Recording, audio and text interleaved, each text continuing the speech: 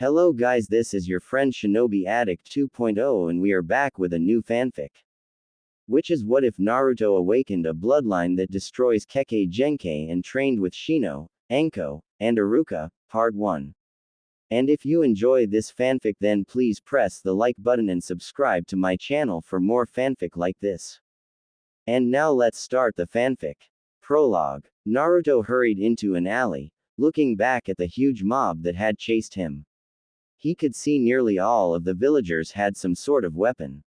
He slipped into another alley hoping to throw them off. He waited a bit as the crowd ran past.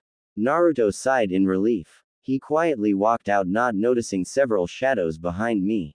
Die demon. Naruto heard. Naruto felt several kunais stab into him. He turned to see several ninjas and an Anbu watch as he bled to death. Help me please, Naruto begged. Several ninjas began stomping on Naruto. One ninja made several hand seals and sent a burst of flames at Naruto, burning his body severely. Naruto fainted, only remembering that the ninjas had red eyes. Thank Kami, the demon's dead, one of the ninjas said happily. You want to go for a drink, Fugaku? No thanks. The Hokage will be angry that the demon died. I must be sober tomorrow to place the blame on those damned Hyugas, Fugaku answered. Itachi, dispose of the body. Yes sir, the Anbu said. The Anbu picked up the body and vanished. The Anbu was seething inside. How dare they disregard Yondaimi's last wish? Those damned foolish Uchihas. Only his mother, and a few other Uchihas understood that Naruto was a hero. Itachi hurried to the hospital and put a genjutsu on himself to prevent any other villagers from recognizing him. He ignored the front desk and went straight to the only doctor he knew that would help. Rin. Rin. Itachi called. They've done it again. Only worse. A woman came running toward Itachi. She had shoulder-length brown hair and 2 marks on her cheeks. She gasped at the damage Naruto suffered. How long ago? 10 minutes. Itachi answered. This child is lucky he has rapid regeneration. Half his wounds are closed but there's still massive internal damage and skin damage, Rin said. She sighed. Why didn't the villagers understand? She led Itachi to a bed. Itachi gently laid Naruto. Naruto's wounds were terrible. Nearly all his torso was burned black and his legs and arms were severely burned. His face was also burned. His back had several stab wounds and cuts. There were bruises all over his body. Rin began performing many jutsus and giving him ointments to speed up healing and prevent scarring. Itachi shook his head. Such an innocent child forced to accept this treatment day after day, but he didn't hate the villagers but instead wanted their approval and their acceptance. That's why he made so many pranks and stole supplies from rich clan houses to give to the poor on the street. Itachi was disturbed from his reverie by the Hokage speaking. Itachi-san. Report. Hi Hokage-sama. Naruto was chased by a mob of villagers. They were egged on by many of the Uchiha clan. Naruto ran for an hour, the villagers numbering from 40 at the beginning of the chase to 100 at the end of the hour. Naruto managed to give them the slip. As soon as Naruto was out in the open, Naruto was attacked by several Uchihas, one of them was Fugaku. I was there also to try and save Naruto from dying. After the Uchihas stabbed, beat, and burned Naruto, I brought him here to be treated by Rin. Hokage nodded. Those damned Uchihas. They have been gaining too much power. There have already been several assassination attempts on him by ninjas hired by the Uchihas. He needed to wipe them out or severely limit their forces. Itachi, how many Uchihas are loyal to me? The Hokage asked. Around 50, including most of my family, some of my cousins and uncles, and others, Itachi answered. Good. Of the 50, how many do not hate Naruto?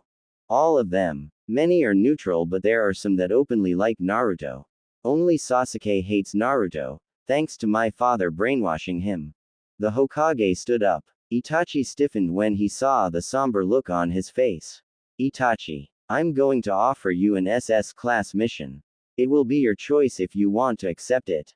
Itachi was surprised. The last SS class mission was given to the Yondaime to wipe out several battalions of Iwa Nins. To be offered this was truly an honor and a testament to how highly the Hokage viewed him. I accept. Are you sure, Itachi? The Hokage asked. This mission will change your life forever. Itachi nodded. I'm sure. The Hokage nodded. Tomorrow night, I want you to kill every disloyal Uchiha. No disguises. You will be branded an S-class missing nin, but I and the daimyo shall keep the hunter nins away from you. Essentially, you will become like a Sannin but never be able to come back to the village again. Itachi was stunned. The merciful Hokage asking him to kill his own kinsman and be in exile forever. Why? The majority of Uchihas have grown arrogant with power. I cannot do anything against them, as the Hyugas, despite their dislike of the clans, will challenge any law strictly against the clan as it will apply to them. I already know the Fugaku has hired several assassins and some of his own clan members to kill me. I cannot allow that. They have become too dangerous. I fear that an alliance between Danzo and Fugaku will happen very soon, the Hokage explained. Itachi nodded. This is for the good of the clan and Konoha. Itachi was disgusted with many in the clan because of the arrogance yet laziness of many in the clan. They scoffed at hard work but adore cheating off their fellow comrades, jutsus. I accept, Itachi said. The Hokage smiled proudly at the loyal ninja. He was sad that such an honorable ninja will have to be exiled, but it was for the best of the village. Good. Now there is another part to this mission. I want you to escape with Naruto, but let him return when you think he is ready. Teach him to become powerful beyond belief. He is and will become the hero as he was meant to be seen, the Hokage said. Itachi sighed. What a mission. Kill those arrogant kinsmen and also raise the Jinchuriki of the Kyuubi. I accept. Tomorrow night, after you kill the Uchihas, I want you to sneak into the Hokage Tower and retrieve Naruto. Naruto will also have a letter you need to give to the daimyo or the other Sannins that you are a friend of Konoha despite what the bingo book might have against you, the Hokage said. In this letter is also my permission for you to have an annual pay of 0.5% of the Konoha ninja budget. More than enough to raise Naruto and you. Itachi nodded. He bowed to the Hokage and vanished. The Hokage sighed. This night will add so many years of burden on his shoulders. In Naruto's mind, deep within Naruto's mind, there is a large cage sealing the cube in Naruto. The demon shook its head and began to repent for all the pain it had caused to the innocent. Despite human legends say, demons are not evil but the deliverers of judgment. Kyuubi had meant to kill a snake called Orochimaru. It attacked Konoha sensing that vile snake's chakra. However, it was sealed into this boy and watched the boy be persecuted and despised by the villagers and ninjas because of the Kyuubi. The Kyuubi glowed as it morphed into a woman. The woman had reddish gold hair that reached down to just above her hip. She had a perfect figure and a face that was fit for a goddess. She clutched the bars of the cage holding her and whispered to herself. I'm bored. I'm bored. I'm bored. A teenager chanted as he walked down a dirt road. Enough, damn it. We'll play I Spy. A voice in his head screamed. The teenager chuckled. He knew she would agree if he annoyed her long enough. The teenager's name is Naruto, born of Konoha and host of Kyuubi. He was around 5 feet 4 and had blonde, spiky hair with red highlights that could never be combed right. He wore steel-toed boots, loose black pants with plenty of pockets, and a black shirt with a small orange spiral on the front. He also wore a black vest and trench coat. A blood-red scarf hid the bottom half of his face. Hidden in various pockets were several storage scrolls, kunais, shurikens, exploding notes, a mask, and a small plushie of a fox. He also had a special sword placed behind his back. The sword was sheathed in a kodachi sheath, but thanks to several seals, it can fit even though the blade was 3 feet long. Currently Naruto was on the way to Konoha at the orders of Itachi. Naruto had grown very fond of his surrogate brother. Itachi taught Naruto all he could. Itachi taught him the basics of being a ninja and showed him many ninjutsus and genjutsus. He also let Naruto get trained by several missing nins he trusted. One of them taught Naruto the basics of kenjutsu and assassination. Another taught him element manipulation and taijutsu. Kyuubi also helped Naruto in several ways. She gave his body rapid healing, greatly increased stamina, and superhuman senses. She trained Naruto in controlling yokai chakra, very potent but powerful chakra. Her greatest gift was a choice of bloodline. Naruto had a very unique bloodline. It did not give him any more advantages against most ninjas. However, his chakra can damage the bloodline abilities of ninjas and made them worse. This meant that the Sharingan would only see after images of movements and the Byakugan would be blurred eye. It also meant that the Kekkei bones would be brittle and the Aburame family wouldn't be able to command their Kekkei. Overall, those with bloodlines would be at Naruto's mercy. So Kit, what are you going to do once we get to Konoha? Kyuubi asked. With Naruto's permission, Kyuubi altered the seal so that she could see through Naruto's eyes and ears. She also altered the cage so it would be a large Japanese house instead of a sewer. I guess after I give the old man several letters and packages, I'll go walk around. Probably play several pranks Q-chan, Naruto replied. Ooh, do tell, Kyuubi cooed. Hokage Tower and Monument. This ought to be good, Kyuubi said eagerly. Naruto reached the gate. He passed his papers to the guards. The guards scanned his papers checking for forgery. Business? The guard asked. Visiting a friend, Naruto answered. All right, just don't cause any trouble, the guard grunted. Naruto nodded and began walking to the Hokage Tower. After walking for several minutes he decided to walk around for a bit like a tourist. He was amazed at the number of people and ninjas he saw. He did see some odd characters that Itachi warned him about.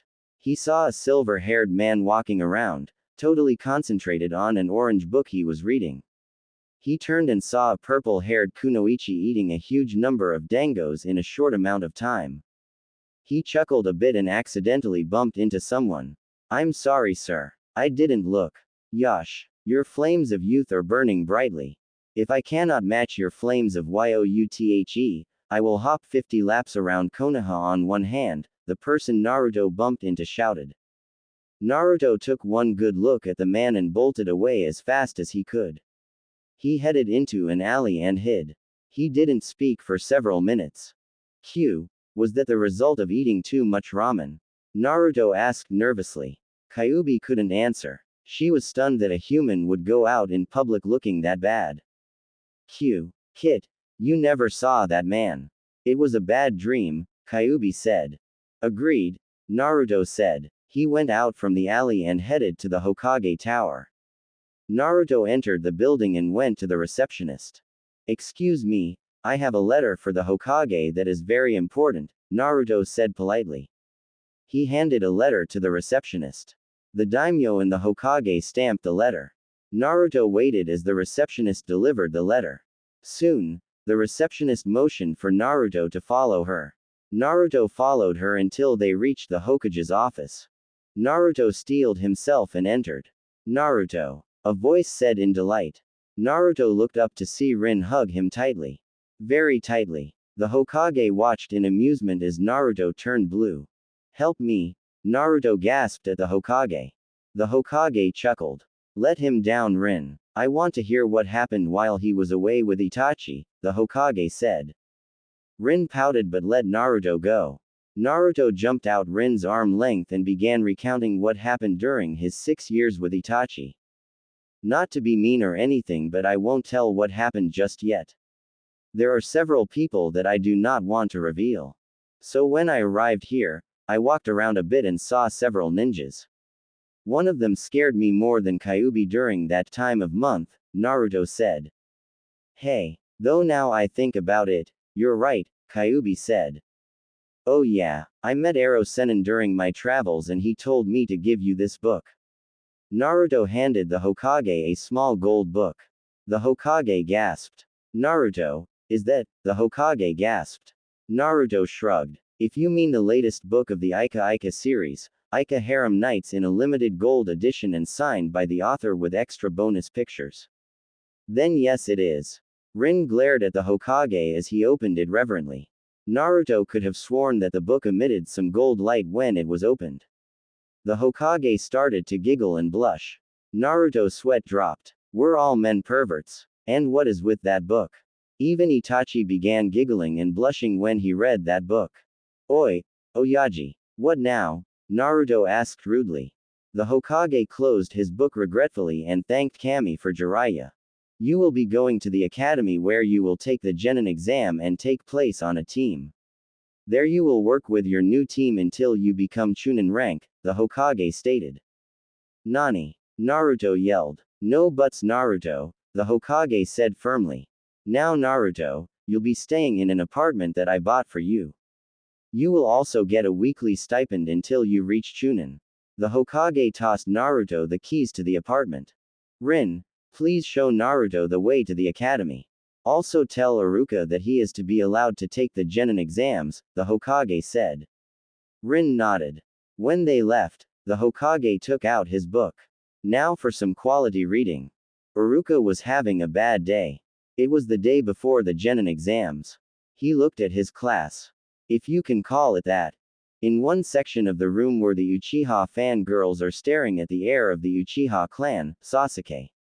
After Itachi's massacre of over 400 Uchihas, young Sasuke has been obsessing over revenge.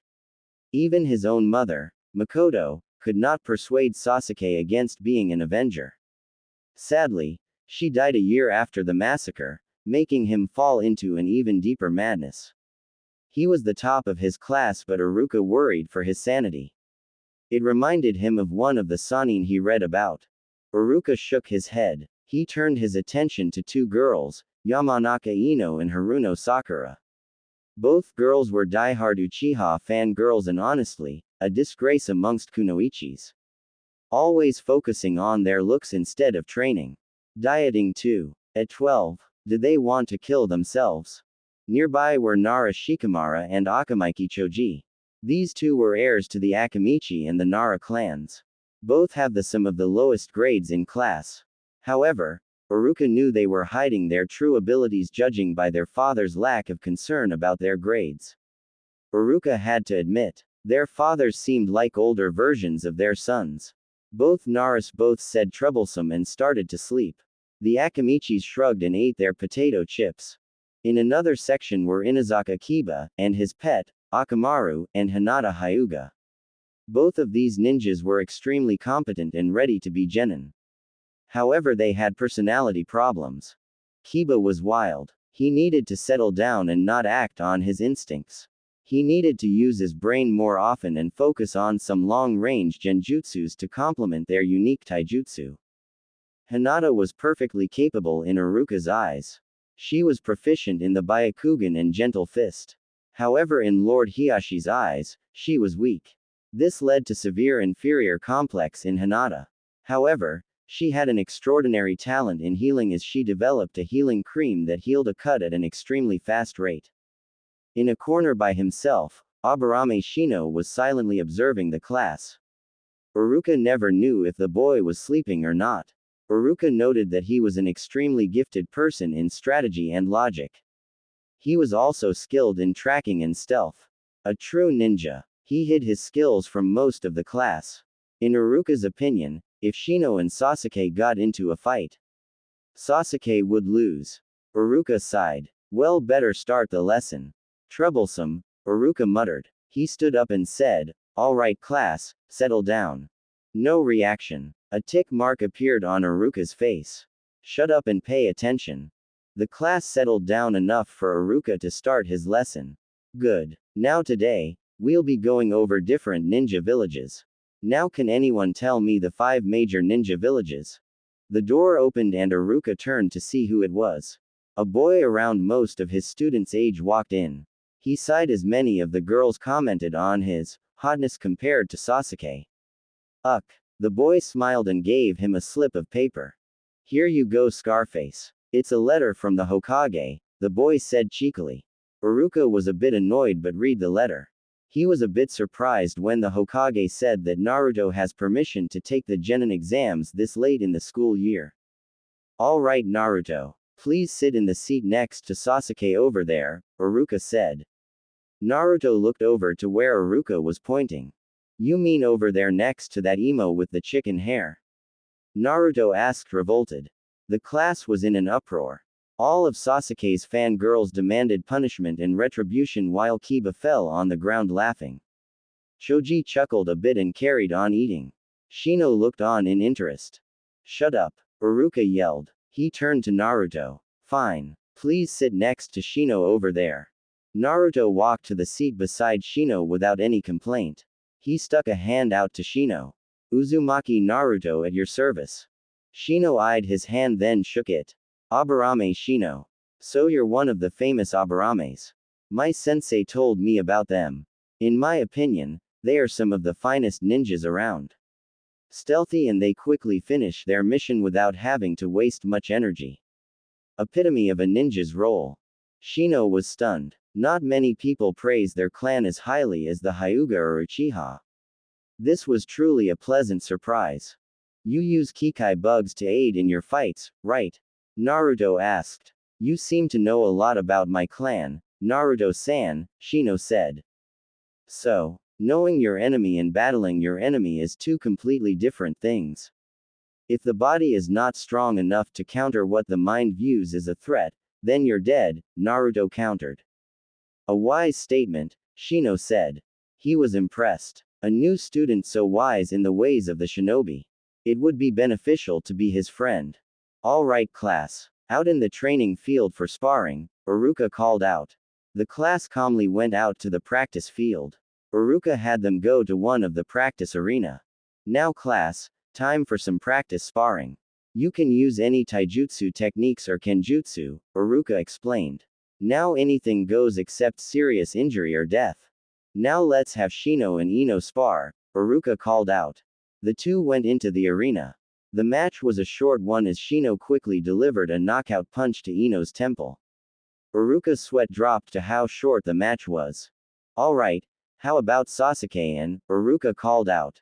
I want Naruto, Sasuke said. Everyone looked at Naruto. I'm flattered but I don't swing that way. Naruto smirked as the Uchiha flushed in embarrassment. He saw Kiba laughing on the ground and many fan girls screaming obscenities. Just get over here and fight me, Sasuke said. Naruto shrugged. He calmly faced the Uchiha. Iruka-sensei. Do you cave a bakken? Naruto asked. Sure, Iruka answered. He tossed Naruto a standard wooden bakken. Naruto caught it deftly and twirled it a bit, testing the balance. Satisfied, Naruto went into a sword stance with the bakken positioned like a sheathed sword. Whenever you're ready, Sasuke, Naruto said. Sasuke rushed Naruto. He threw a punch at Naruto's head. However, Naruto easily dodged it and smacked Sasuke hard with the bakken on his thighs. Sasuke's kegs buckled as a numb sensation went through his legs. Sasuke threw a roundhouse at Naruto. Naruto quickly ducked and slammed the bakken at Sasuke's other leg. Sasuke fell down hard when he knee buckled from the force of Naruto's blow. Sasuke scrambled up, angry at Naruto toying with him. Sasuke became even angrier as Naruto began walking out of the ring. Where are you going, Dobi? Scared? Nope, bored. You're too riled up to be a challenge, Naruto answered cheerfully. He gave Sasuke the victory sign. To say Sasuke was angry was like saying spandex was a bit ugly. Sasuke was furious. Kaden. Great fireball. A large fireball flew toward Naruto. Iruka formed seals for a water jutsu as it headed toward Naruto. Naruto ignored it until it was a meter. He thrust the bakken at the fireball. Kenjutsu. Bullet. A blast of air blew through the fireball and struck Sasuke in the head. Sasuke flew out of the ring, landing 3 feet away from where he was standing. Naruto glared at the Uchiha. His brother would be ashamed of him. Naruto looked back to see Kiba and Choji applauding him while Shikamaru gave him a small approving smile. Shino nodded approvingly at Naruto's skill. Iruka was impressed. To disperse a fireball with only the wind from a sword thrust needed a lot of skill. It even had enough power to blow his opponent away with only a bakken. Iruka wouldn't want to be on the receiving end if Naruto had a katana. Iruka-sensei. Sakura shrieked. Naruto cheated. Sasuke wouldn't be defeated like that. Naruto must have used a ninjutsu to beat Sasuke. Rematch. Naruto's eye twitched. Kami. How can someone like her be that stupid? Naruto thought. One of life's greatest mysteries, Kit, Kyuubi said. She was appalled at how stupid the girl was. Sakura. Naruto fought fair and square. He defeated Sasuke without resorting to using ninjutsu techniques. Sasuke on the other hand directly disobeyed me and fired a Kaden jutsu at Naruto's back, Iruka explained patiently. Sasuke never fired a fireball. That was Sasuke's awesomeness radiating from him. Sakura screamed. That sets a new low for being retarded, Naruto thought. Kami. She's even more imaginative than the people who invented singing, Kyuubi thought. Miniclip. 4 cavemen were sitting around the fire. Grunt. Grunt grunt. Grunt grunt. Grunt. Grunt. Oh. Oh. Oh. For the longest time. Oh. Oh. Oh. For the longest time, they all sang in unison. If you said goodbye to me tonight. Ooh ooh ooh, one sang. End miniclip. Naruto shrugged. He wasn't going to argue over this. He went over by Shino to watch the other matches. Kiba, Choji, and Shikamaru joined him. Great match Naruto, Kiba congratulated. I'm Kiba of the Inazaka clan. And this is my pet, Akamaru. Akamaru yipped at Naruto. Where did you learn to fight like that? Kiba asked. A friend of my sensei, Naruto answered. You think I can get a few tips? Kiba asked. Learn a few genjutsus. Genjutsus? Why? You use mainly taijutsu in battle. If your opponent is in a genjutsu, you can easily maul your opponent before they realize it, Naruto explained. Kiba nodded. Soon after all the sparring was done, Naruto spent time with his new friends. He learned a lot about the village, people, and places of the village. After school they went to a barbecue restaurant. They spent hours there laughing and joking. Despite Shino being the silent one, Shino could make really funny one-liners and observations. Soon it was late. They split the check 4 ways and left. Naruto went to the address the Hokage gave him. It led to an apartment complex that was shared by many ninjas of Konoha. Let's see. Number 726. 724. 725. 726. Here it is. Naruto unlocked it and went in. The apartment was a decent place. It had 2 rooms, a bedroom, a kitchen, fridge, 2 closets, and a bathroom. It was empty. Naruto had a remedy to this. He took a scroll out of his jacket and placed chakra in it. Soon a couch, bookshelf loaded with books and scrolls, a futon, kitchen equipment, clothes, training equipment, a chest, ninja equipment, food, soap, and other stuff popped out. Naruto then created several shadow clones to organize all the items. As soon as they finished, Naruto dispelled them. He went to the chest and opened it. Inside was cleaning equipment for his sword. He removed the sword from his belt and cleaned it carefully. The sword was nothing fancy. It was like most katanas except that it was made by one of the finest blacksmiths. It was extremely sharp, durable, and can channel his chakra. This allowed him to make his kenjutsu attacks long range when he channeled his wind chakra through it. Also any cuts with his sword would damage bloodline abilities. It also had an element of surprise that his sword was sheathed in a kodachi sheath. Naruto sheathed his sword and laid on his futon. He was excited to see what tomorrow would bring in this village. Things already looked very interesting. Naruto closed his eyes but opened them when he heard his next-door neighbor. Naruto groaned but got up. He had this weird dream about some black-haired girl. Whatever. Dreams are dreams, Naruto groaned. He scratched his stomach but paused. No, not that. Ooh, what have we here? Kyuubi cooed. Looks like someone had a wet dream.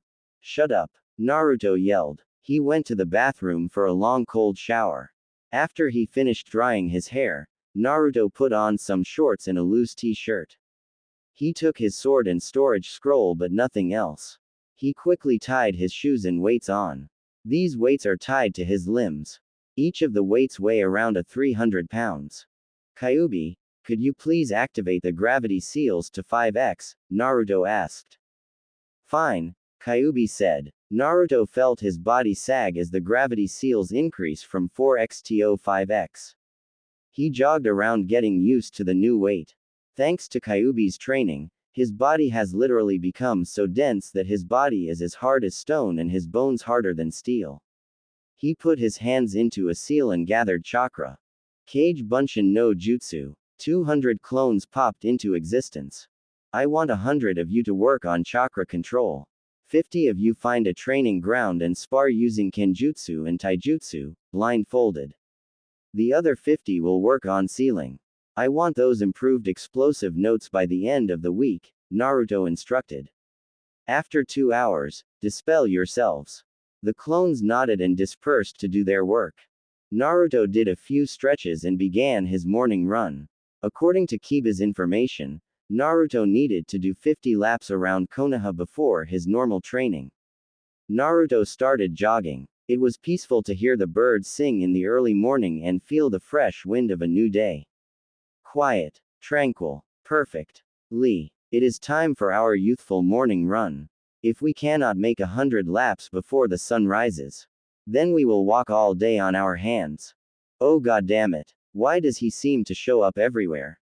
Hi sensei. And if we cannot do that, we will spread the wisdom of youthfulness while we are in the springtime of youthfulness.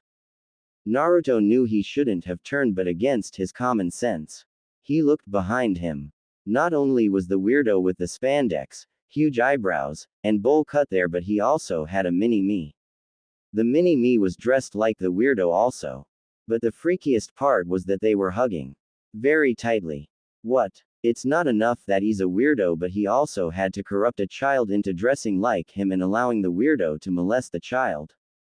Guy sensei. Lee. A huge background with the sun setting and the waves crashing appeared behind them. Naruto had several ticks but calmly made the seal for dispelling genjutsu. Kai. Naruto said. Nothing. Kai. Nothing. Kai. Still nothing. Kai. Kai. Kai. Kai. Naruto screamed. He couldn't dispel the jutsu. Run for it, Kit. Run for our lives. Kyuubi screamed. Naruto began running faster than he ever thought possible. He ran to the Hokage tower screaming. He sped past the receptionist and straight into the Hokage's office. The Hokage was enjoying his Ika harem book when the door to his office blew up. He watched in shock as Naruto blocked the door with an earth jutsu, made multiple reinforcing seals, and traps. Naruto then grabbed the Ika harem book from the Hokage, sat in a corner, and began reading as fast as he could. Naruto suffered massive blood loss in a matter of seconds and blacked out. Naruto, are you alright? The Hokage asked, worried. Spandex. Eyebrows. Mini-me. Youth. Sunset. Naruto whispered. The Hokage sweat dropped. No one was the same when they met Geir Lee. Naruto woke up after 2 hours. He was lying on the sofa in the Hokage's office. He looked up to see the Hokage hard at work with paperwork. He also heard the Hokage cursing the paperwork. Goddamned paperwork killing me more painfully than a stab wound, the Hokage moaned. The Hokage looked up and saw that Naruto was conscious. Ah, Naruto, you're awake, the Hokage said. Naruto nodded but was a bit confused. Why was he in the Hokage's office? And why did the Hokage have a rock slab with traps and seals for a door? He asked the Hokage both questions. The Hokage sweat dropped. Naruto, don't you remember? Naruto tried to remember but found Kyuubi locking a huge chest labeled ideas for genjutsu horrors. Kyuubi, what happened 2 hours ago? Naruto asked. You're better off not knowing, Kyuubi said curtly. Nope.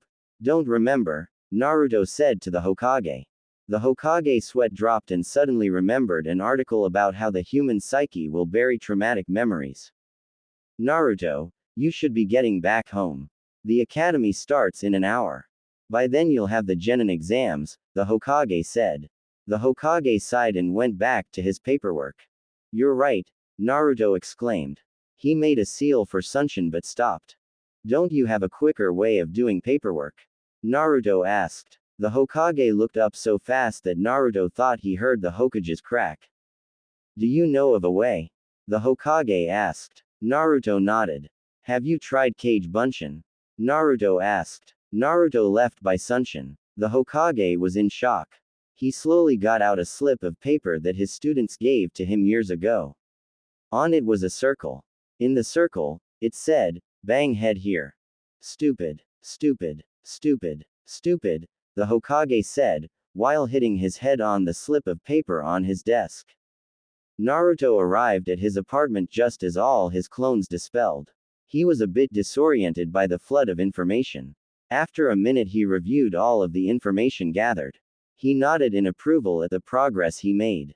He quickly bathed and changed back to his regular clothes. He wrapped his scarf around the bottom of his face to hide the marks on his cheeks. It would not be good if people knew the Kyuubi Jinchuriki was back. He packed his necessities inside scrolls and strapped his sword on his belt. After checking his equipment, he headed toward the academy. Naruto passed through the market square. The air was filled with the smells of delicious foods. He heard his stomach growl loudly and decided to head to a nearby dango stall. The stall was a bit crowded but homely. Naruto sat at an empty table and ordered some dango and tea.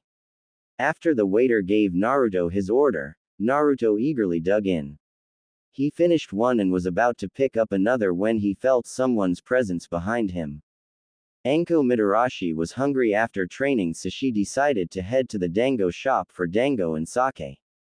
As she entered, she saw a teen with a full plate of her favorite dango. She decided to take one. Surely, a teen wouldn't deny a tokubetsu jonin. She skillfully reached for one. She would have stolen one if a glowing katana weren't tickling her throat. TCH, TCH, TCH. Didn't your mother teach you any manners? Naruto asked. He turned to see Anko glaring at him. Now, if you ask politely, I'll order another one. Anko was about to tell the teen an explicative, but her stomach growled loudly. Who cares about pride when your stomach is concerned? I'm Anko Mitarashi, Konoha's sexy snake mistress, she said. Now, could you please but me an order of dango? Naruto ordered more dango. As she waited for the dango, Naruto began a friendly conversation. Anko and Naruto talked about various things. She was curious how Naruto detected her presence and how Naruto was able to move so fast. Naruto deftly steered the conversation away from him to her. He was able to by telling her that he was an academy student. No way, I was nearly killed by an academy student, Anko exclaimed. If it's any consolation, I've been taught by many good teachers, Naruto said consolingly. Anko grumbled a bit and viciously bit into a dango. Yeah, well, how's Iruka doing? Anko asked. Why, isn't he just an instructor? Naruto asked. Anko shook her head. Not just an instructor but was a distinguished Anbu under the name of Isamu. Held a record number of completed solo missions, however, he always wanted to be an instructor. He even turned down a chance to be one of the 12 guard ninjas of fire. The daimyo's elite Hokage allowed Iruka to be an instructor. Ever since Iruka became an instructor, genins of his class tend to pass the Jonin's personal test. They often become chunins in 3 years, Anko explained. She had a light blush on her face. You know a lot about him, Naruto said. He smirked a bit when Anko squirmed in her seat. He sniffed the air and found the air soaked with hormones coming from Anko. Naruto had a shit-eating grin on his face. Anko got suspicious. What are you smiling about? You like Iruka, don't you? Naruto teased. He grinned even wider when Anko blushed a deep red. Anko. Naruto turned to see a jonin with red eyes and long dark hair standing outside the entrance of the shop. She had a look of complete surprise on her face. She went to their table and sat by Naruto. Anko, I heard the last sentence. Do you really like him? The jonin asked gently. Anko nodded and began crying. Anko sniffed. She hated to be seen as weak. This damn brat was able to break down her defenses in less than an hour. She was a torture ninja for Kami's sake. She should have seen this a mile away. Yakuranai I do. I've been in love with him since a year after Orochimaru left. He was my best friend after Orochimaru left. In the years he's always been there to cheer me up, help me stand tall, and never treated me like an outcast. I've been too afraid of rejection or the chance of persecution against Haruka to admit my feelings. Anko whispered. Kurenai squealed and began saying how romantic that was to fall in love with your best friend. Naruto felt a bit sick. He should have never pried into these private feelings.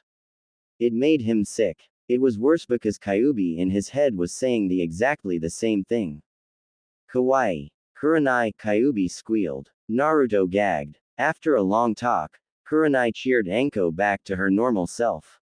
Naruto was forced to sit through it because Kyuubi threatened him. He looked outside and remembered he should go to the academy now.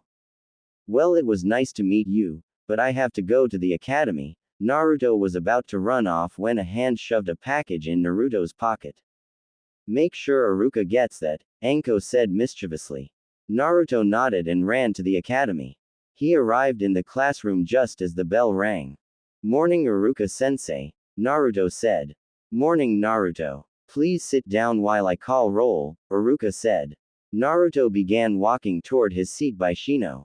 He stopped though when he remembered about the package. Haruka-sensei. A Jonin gave me a package and told me to give it to you. She said it was important, Naruto said. He tossed the package to Haruka. Haruka caught it and went to his desk. He sat down and opened it. Naruto and Kiba began sniggering loudly when the package opened to reveal a stained pair of panties in a picture.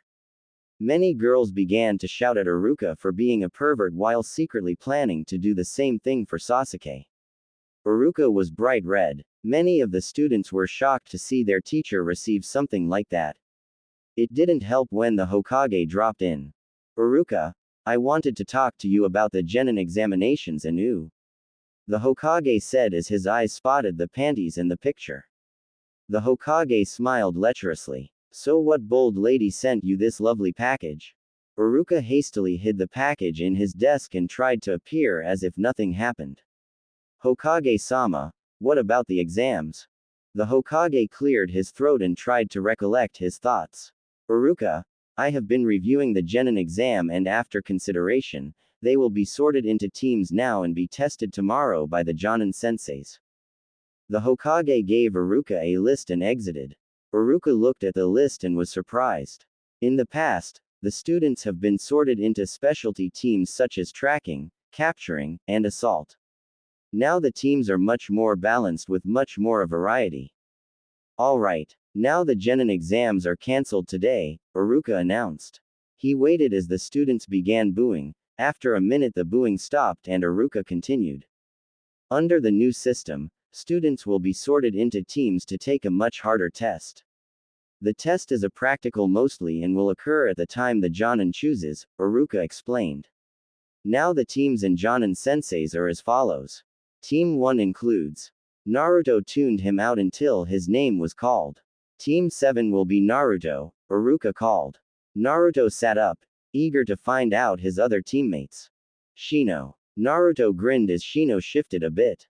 And Shikamaru. Naruto punched the air with his fist. Shikamaru mumbled troublesome and went back to sleep. Team 7's Jonin will be Anko Mitarashi. Naruto began praying to Kami for mercy. Aw shit, I'm dead, ain't I cute? Naruto asked. After Haruka dismissed the class, he asked Naruto to stay a bit after class. Naruto waited as the rest of the students whispered explanations for why Naruto was being held after school. Naruto wondered if it was something about Anko. After everyone left, Haruka spoke. Naruto, will you come here? Naruto walked to Haruka's desk. Haruka was holding Anko's package. Naruto sighed. Is this about the package, sensei? Naruto asked. Haruka turned red. Yes, but there's another reason why I asked you to stay, Haruka admitted. Naruto sighed. This was going to be a long afternoon. Naruto, why did Anko give you this package? Naruto shrugged. I don't know really. I just met her in a dango stall this morning. She tried to steal my dango. Haruka nodded. Tried. I tickled her neck with my sword, Naruto explained. Anyway, After offering to buy her an order of dango, we started talking. You have quite an impressive record for an academy teacher, Isamu. Uruka blushed embarrassed. Yeah, but I always wanted to teach. She spoke very highly of you, Uruka, Naruto said. Is it true that you two were roommates? We were for a bit, Uruka admitted. After Orochimaru deserted Konoha, she was treated like a traitor. I never believed it and felt sorry for her. She kind of clung to me a bit while she got used to the glares and insults. I often had to sleep in the park so that she won't be alone. Anko's landlord soon kicked Anko out of her apartment. She didn't have friends like Kurenai yet, and her other friend Hana lived in a clan house. She went to me and I allowed her to stay at my apartment. She stayed for several months until she got her own apartment. Sensei. I was lying when I asked about the roommates part, Naruto admitted. Uruka turned a darker shade of red when he realized Naruto tricked him. Uruka, what do you think of Anko? Naruto asked. Well, she is kind and gentle despite her normal attitude. After you get past her shell, she is a beautiful, caring person that any man would love. I count myself lucky to be her friend, Uruka said. There's not a trace of a lie, Kyuubi noted. Hey Kit, this man really loves Anko. Look at his eyes. They practically glow. Naruto nodded. He noticed this also. He decided to test Uruka. Uruka. As I talked with Anko, she told me she had a boyfriend. Uruka looked at Naruto. A new boyfriend? Yeah. Some Junin named Kakashi, Naruto said. Naruto sensed some killing intent waft from Uruka. Anyway, from what I heard, Kakashi's been a real jerk. He's been ignoring her, and despite her pleas, he's been flirting with some of the women in the village, Naruto said. Naruto smirked as Uruka was glowing with killing intent. He decided to push him a little bit more. The worst part is, he forbid her from telling any of her friends that she is forcibly engaged. She cries to sleep most nights, Naruto said sadly. He was blasted back as Uruka's chakra let out a pulse, breaking chairs in his desk. Kakashi. Uruka growled. He pulled out a beautifully made katana. You're dead. Uruka jumped out the window carrying his katana with him. Naruto chased after him, his face split into a mischievous grin.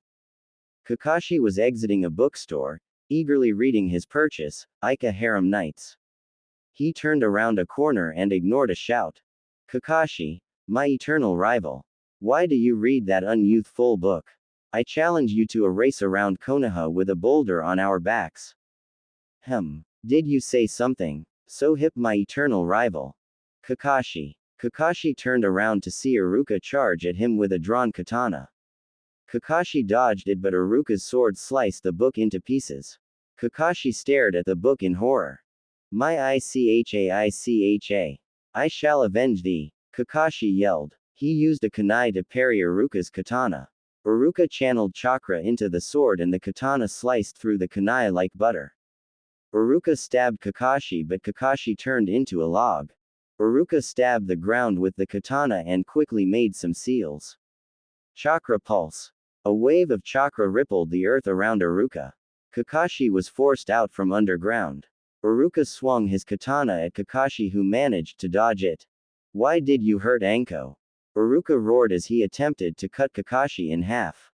What? Kakashi said as he ducked Uruka's katana. You heard me. You womanizer. Uruka yelled. Uruka made some seals. Sweden. Water darts. Kakashi swerved to avoid several darts of ice that Uruka shot at him. Kakashi made several seals as he dodged another of Uruka's stabs. Kaden. Fire sparrows. Several birds made of fire flew toward Uruka. Uruka channeled chakra through his sword and sliced through the birds. You hurt Anko. You were engaged with her and still kept flirting. Uruka roared. That is most unyouthful, my eternal rival. I must please your unyouthfulness and show you the joys of springtime of youth. Guy shouted. Naruto saw the mini-me pop out of nowhere. Guy sensei. Lee. The evil genjutsu popped out again, quickly stopping the fight for a second because everyone was transfixed on it. Meanwhile, Anko was heading out of the dango shop. She headed toward the market for some sake. She had a feeling she would need some tonight. As she headed to the market, she felt a large chakra source surge near her. She headed toward the source to check it out. She saw Iruka fighting Kakashi equally. Iruka was using his sword to keep Kakashi on the defensive and preventing any ninjutsu. She also heard Iruka shouting something at Kakashi. Why did you hurt Anko? She deserves someone better than you. Iruka bellowed. She is the most wonderful person I know and I will never make her cry. Kakashi was confused as hell. What the heck was Iruka yelling about? He dodged another swipe from Iruka's sword when snakes wrapped around him, tying Kakashi up. Iruka turned to see Anko. She had a blank face. Iruka got extremely nervous. Did she hear all that? Iruka, did you mean all that? Anko asked. Iruka stammered. He looked down. Yeah, I did. Iruka's head was lifted up by Anko's gentle finger. She looked into his eyes searching for any traces of lying. All of it. Every single word Anko, Iruka said. Anko smiled and kissed Iruka as hard as she could. Iruka happily returned the kiss. Naruto stood on the sidelines, watching the couple. He was honestly happy for the couple. Itachi had said they've been dancing around each other for a while. It was time they both received happiness. Guy and Lee were sobbing and shouting about Iruka's and Anko's blazing fires of youth. Kakashi was still confused as hell and wanted his Ika harem nights repaired. Many of the women who watched the scene thought it was romantic, including Kyubi. Many of the men thought Iruka was lucky to have such a hot girlfriend. In the Hokage Tower, the Hokage was furiously writing down the scene from his crystal ball. He was giggling lecherously and excited to see what Jiraiya would make from this information. When the two stopped for a breath, Anko giggled. She whispered in Iruka's ear. Naruto wasn't able to pick it up but was able to make an accurate guess as to what it was considering Iruka's red face. The two stood up and left, leaving a shouting Guy and Lee, a confused Kakashi, and a happy Naruto. Naruto headed home pleased to give two deserving people happiness. It would also make his genin exam easier tomorrow. He headed toward the clan houses to visit his teammates. Naruto asked several civilians where the Abarames and Nara clan houses were. He was able to find directions from a Chunin and headed to the Abarame first. He headed toward the Abarame clan house. The house was big but not humongous like the Hyuga mansion. It was quiet but Naruto was able to hear humming sounds like insects. He knocked on the front door and waited. A ninja dressed like Shino opened the door. How may I help you? I'd like to speak to Shino Abarame about the genin exams tomorrow, Naruto said politely. The ninja nodded. Please follow me into the living room. Naruto followed the Abarame into a large airy room where several people were studying or meditating. Naruto saw a person watching his bug collection. The ninja turned to Naruto. Please wait here while I see if Shino is available. Naruto shrugged and sat down on one of the cushions around the living room. He took out a scroll about sealing and began to read. After 5 minutes, Shino greeted him. Hello Uzumaki-san. Why did you come over to my house? Shino asked. Naruto placed the scroll in his jacket for later reading. I wanted to talk to you about the genin exam, Naruto explained. Since they cancelled the normal genin exam in favor for a more rigorous practical, I wanted to have a mock battle to see your skills, abilities, and weaknesses. Why? Since we will be taking the test together along with Shikamaru, it would be best that we have some idea of each other's abilities so that we may work together as a cohesive team tomorrow. Shino nodded. Then follow me to the practice field. Naruto followed Shino outside to a large open field. There were several posts and weights for taijutsus and targets for projectiles. In the center of the field was a large area for sparring. Shino and Naruto went inside the circle. Whenever you're ready, Shino, Naruto said. Naruto settled into a kenjutsu stance while Shino waited. Shino made the first move. He threw several kunais and shurikens at Naruto. Naruto easily dodged them without moving his feet. Shino sent a huge mass of Kekkei bugs at Naruto. Naruto channeled chakra into his sword. Itoryu. Wind tunnel. Naruto swung his sword in a circular manner. The chakra from the sword caused a wind tunnel that sucked all of Shino's bugs away from Naruto. It channeled them away from Naruto back to Shino. Interesting technique, Shino commented. He charged Naruto with a kunai on hand. Naruto parried the attack and kicked Shino in the stomach. Shino exploded into a shower of bugs. The bugs then climbed all over Naruto and began sucking his chakra. Naruto quickly channeled chakra. He concentrated on mxing his wind affinity and water affinity chakra together. After several seconds, Naruto had a shiver run throughout his body due to his ice affinity chakra. Shino was in the trees as he watched his Kekkei bugs drain Naruto's chakra. He prepared to knock Naruto out when he noticed something strange. The bugs all over Naruto's body began falling off as if they were paralyzed. Naruto shook the rest of the Kekkei bugs off. Good trick, Shino, Naruto complimented. You would have won if it wasn't for the fact I can make ice affinity chakra. Shino nodded. Naruto decided it was time for him to go on the offensive. Naruto made several seals. Sweden. Ice fog. Naruto faded away from Shino's sight as a thick and very cold mist appeared. Shino released his bugs into a protective wall around him. Shino noticed that his bugs were very sluggish from the cold. Naruto made several seals and concentrated. Ninpu. All-seeing eye, Naruto sent chakra to his feet and was able to sense where Shino was. He made several clones and sent them after Shino. Shino dodged a hail of kunais and sent several shurikens back. He heard a small poof but thought nothing of it. A Naruto clone made several seals and aimed at Shino. Sweden. Rain grenade. Shino saw several orbs of water heading toward him. He made a bug wall to protect himself. The orbs of water exploded against the bugs, soaking the bugs with ice-cold water. Many of Shino's bugs fell asleep from the cold. Shino turned to find the Naruto clone but felt a sword at his throat. You lose, Shino. The fog vanished and found 5 Narutos pointing their sword at various parts of his body. I forfeit, Shino said. Naruto grinned. The other 4 Naruto vanished. Naruto sheathed his blade and made several seals. Kaden. Heat wave, a pulse of hot air instantly revived most of Shino's bugs. The bugs flew back to Shino for warmth as most are still damp from Naruto's jutsus. Shino, after observing you, I find that you are indeed Genin or low Chunin level, Naruto said. Shino nodded. However, you are lacking in close-range combat. Also, you are very weak without your bugs. It would be best to use your bugs in combination with taijutsu or kenjutsu. Genjutsu would also be a good addition to your arsenal. Shino nodded, keeping notes of Naruto's suggestions. What about your abilities? I know that you were holding back against me. Naruto nodded. I was. My abilities excel in kenjutsu, ninjutsu, and taijutsu. I am proficient in genjutsu but do not use it often. I have a 3-element affinities. Water, wind, and fire.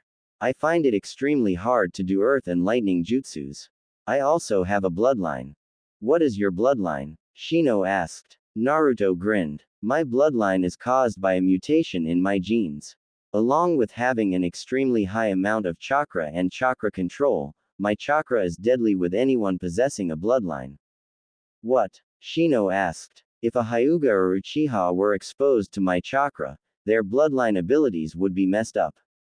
For example, the Sharingan would not be able to copy any of my jutsus and would only see things that happened 2 to 10 seconds in the past.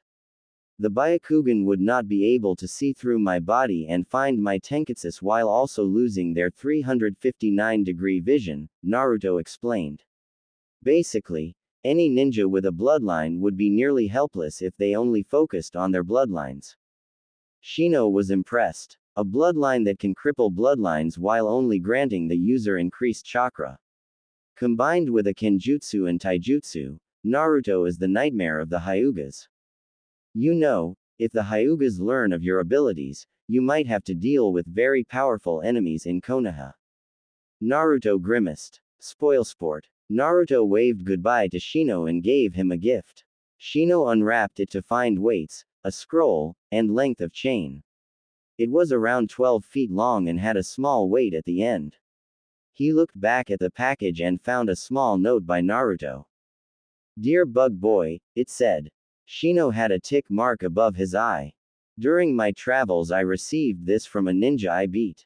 I found that it was a really effective weapon if used right. It is meant for capturing an opponent or for assassination. I modified it a bit so the weight at the end of a chain can store Kekkei bugs. This way, once you've captured a ninja with the chain, the Kekkei bugs can eat away their chakra. Also, you can channel chakra through the chains to make the chain as sharp as a blade." Shino whirled the chain around and wrapped it around a tree branch. He then channeled chakra throughout the chain and pulled. The area where the chain was wrapped around was cut into pieces. Shino wrapped it up and picked up the scroll and weights, eager to learn this new weapon. Naruto went to Shikamaru's house. It was around the same size as Shino's house and was hidden in the forest. He spotted several deer hidden by the foliage. Naruto knocked the door and waited. Shikamaru answered the door. "Oh hi Naruto. What are you doing here?" Naruto gave him the same answer as he gave Shino. After explaining, Shikamaru nodded lazily and muttered, "Troublesome blonde." They went to the training grounds where Naruto and Shikamaru sparred. Naruto easily beat Shikamaru. "Shikamaru, do you ever train?" Naruto asked. "A little," Shikamaru muttered. Naruto sighed. He made several hand seals and poked Shikamaru lightly. "Ninpu. Earth chaining seal." Shikamaru's limbs became twice as heavy than before. "Troublesome blonde, what did you do to me?" Shikamaru said angrily. Naruto smirked. "I put a seal that will make you train. I won't take it off until I think you're ready," Naruto said. He quickly left before Shikamaru could catch him. "See ya tomorrow Shika," Naruto called. "Damn, troublesome blonde," Shikamaru muttered. The next day, all the academy students were waiting to take the test. Naruto sat by Shino who was reading the scroll Naruto gave him. Shikamaru was sleeping but Naruto noticed that he was a bit more built now. Most of the Junins were waiting to test the student there but they had to wait for Iruka because he had the team list. After an hour, Iruka showed up. He was grinning like a maniac and was very happy. "Good morning class," Iruka shouted. "Morning sensei," the class responded slightly confused. Naruto sniffed the air and smirked. "Iruka just got laid last night." Naruto looked at some of the Junins. One of the Junins giggled perversely and was elbowed in the stomach by Kurenai. "Alright Team 1, please go with Genma," Iruka announced. A Junin and a group of students left the classroom. Naruto began to sleep until his team was called out. Team 7 inches. Naruto looked up. "Please go with." A black ball came through the window. It popped open to reveal a banner that said, "Anko Mitarashi, Sexy Sensei of Team 7 inches. Alright my team," Anko yelled. "Meet me at Training Ground 26. Naruto, Shino, and Shikamaru left the classroom. Anko quickly kissed Iruka and followed her students. Naruto and the others arrived at Training Ground first. They waited as Anko arrived. She grinned at her new students. Once she saw Naruto she started throwing kunais at him. Naruto easily deflected Tem with his own kunai. "Good morning Anko sensei. I believe you and Iruka had a memorable night together," Naruto said politely. Anko turned bright red. "As a matter of fact, we did. I have to thank you though, you provoking Iruka like that." Shino and Shikamaru turned to Naruto interested. "I hooked up Anko and Iruka." The two nodded. "Alright, now I like to get the interesting things done first before anything else," Anko said. "So I'll give you your test now." The three looked at Anko, waiting to hear what their test was. "Your test is to capture me for a full 30 seconds. If you don't complete this in 3 hours, you all fail," Anko said. Shino and Shikamaru looked at Naruto. Naruto nodded. All three vanished into the foliage around the training ground. Naruto made several clones and had them attack Anko so she would lose some energy and chakra. He always went to look for Shikamaru and Shino. Naruto found Shino trying to dig himself out of the earth. Naruto quickly pulled Shino out of the hole and dragged him into the foliage. As Shino brushed dirt off his clothes, Naruto explained his plan. Shino listened carefully. When Naruto finished explaining, the two went to find Shikamaru. Naruto and Shino found Shikamaru sleeping. Annoyed, Naruto kicked him awake. Shikamaru grumbled but woke up. Hey Shika. Now listen, we'll need your help in capturing Anko-sensei, Naruto whispered. I want you to hide in those trees over there. Shino and I will drive her in your direction. When that happens, use your shadow imitation jutsu to trap her. We'll make sure she doesn't escape. Shikamaru nodded and hid himself in the shadows. Naruto and Shino went to find Anko. Anko was sitting on a boulder eating dango. As she took a bite, she sensed Shino and Naruto. She quickly finished her food and faced the two. Naruto threw several shurikens at Anko. She dodged them and threw a kunai at Shino. The kunai hit Shino but Shino exploded into a cloud of bugs. Anko dodged as a group of bugs charged at her. Naruto gathered chakra and made several hand seals. Fuden. Wind cannon. Naruto fired several near-invisible spheres at Anko. Anko didn't notice it until it was too late. She was hit hard and knocked 10 feet away. She growled and made several hand seals. Summoning jutsu. A humongous snake charged Naruto. Naruto quickly went into a kenjutsu stance. The snake tried to eat Naruto. It was 10 feet away from Naruto before Naruto moved. Itoryu. Gate opening. The snake was sliced cleanly in half. Anko's and Shino's eyes widened. To have the skill to cleanly cut a 50-foot-long snake with one move takes an amazing amount of talent. Naruto charged Anko, using a full frontal assault with Shino supporting him with his bugs and chain. Despite the fact Anko used many ninjutsus, Anko was nearly hit by the chain several times already. She avoided a stab from Naruto and a sweetened jutsus. Anko jumped back to dodge a swarm of insects and ducked Shino's chain. She watched as Shino's chain wrapped around a tree trunk and sliced the trunk into small pieces as Shino pulled. She jumped back to avoid a slash from Naruto's blade and landed in the shadow of a tree and became frozen. Shadow imitation technique. Success. Anko was forced to stand up straight while Shino's chain wrapped around her body several times. Anko's neck was forced back by Naruto's katana. She also felt Shino's Kekkei bugs crawling on her body and sapping her chakra away fast. She grinned. Naruto and Shino lured her into a trap that was set up by Shikamaru. Shikamaru would be able to hold her still for a minute while Shino's bugs sapped her chakra away. However, it wouldn't have worked if Naruto hadn't attacked her ferociously so that she wouldn't notice Shikamaru's absence. Anko grinned. This team had great teamwork and all of them good state gists. I surrender. Naruto smiled and sheathed his katana. Shino nodded and retracted his chain.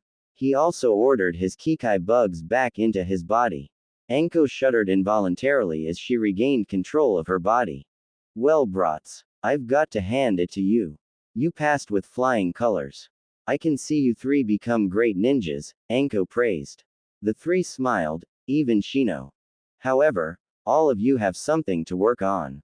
Shino, you need to work on some genjutsus as well as some ninjutsus.